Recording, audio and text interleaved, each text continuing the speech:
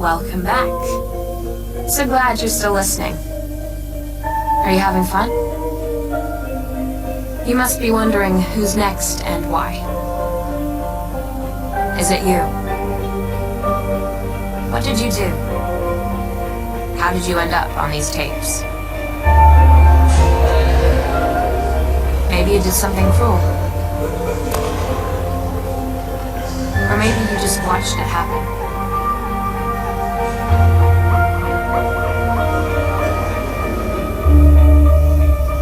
Maybe you didn't even realize you were being cruel.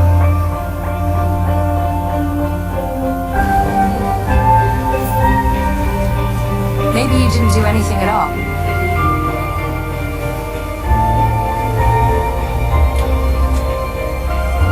And maybe you should have.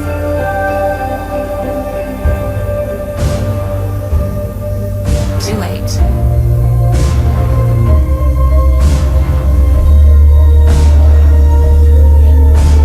I think you know exactly what you did. And after these tapes, you'll never forget it. I know I won't. Oh, and by the way, I'm still dead. Friendship. It's complicated.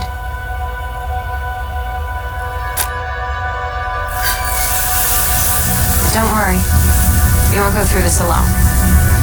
That's not fun. Trust me. I've been there. Now, it won't always be easy. It might even hurt a bit. Or a bit more than a bit. That depends on you. But fear not, we'll get through this. Step by step, tape by tape. You and me, together. And don't forget, there are others.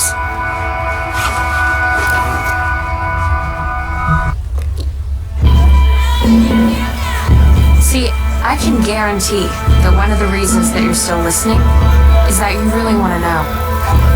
Who are the others? Who else is responsible for my death? Well, you're going to learn soon enough. And of course, they're going to learn about you too. They haven't already.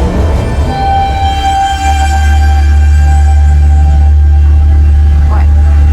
Feeling paranoid? On edge? Yeah. High school does that to a person.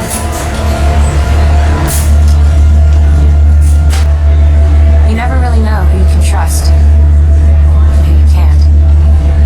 About you. It's all part of the game. But remember, it's not a game. Not at all.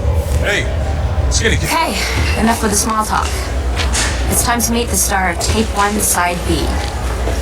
So, without further ado, let me introduce my former friend. Step up, Jessica Davis. I met Jessica a couple of weeks into sophomore year.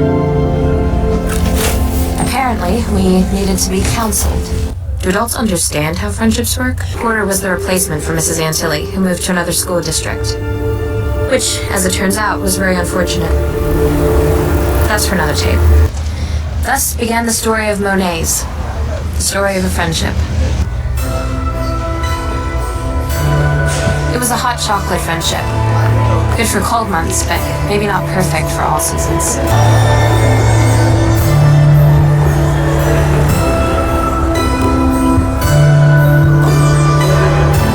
For a while, we were the kind of friends you wish you had.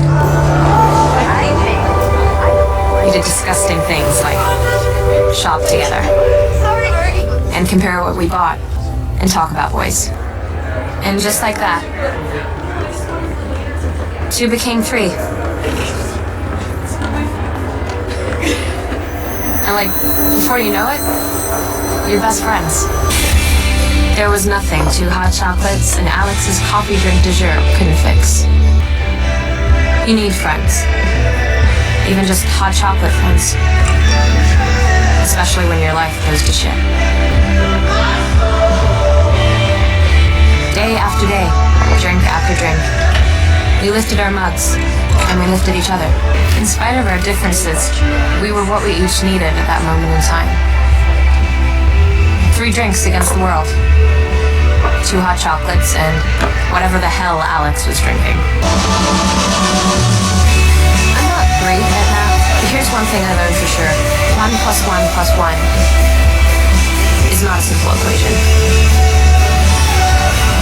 Alex was the first to stop coming. He found some other friends. He traded up. We were still friendly in the halls, but that's it. Then it was down to Jessica and me.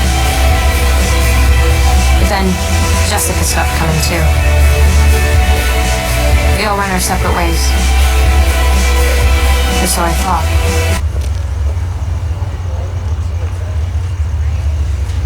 It was fine, Jess. It was. You're the kind of girl that boys like to like, not spread rumors about. You're the nice girl. The kind who becomes a cheerleader. When Jessica has something on her mind, she lets you know. And I knew what she wanted to talk about. Alex's list.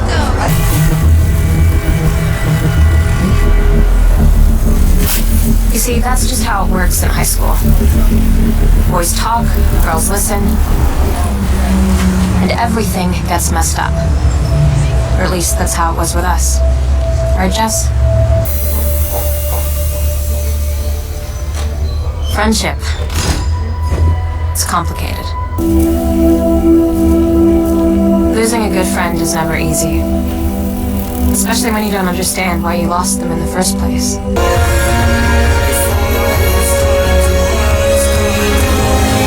Like I said, it's complicated.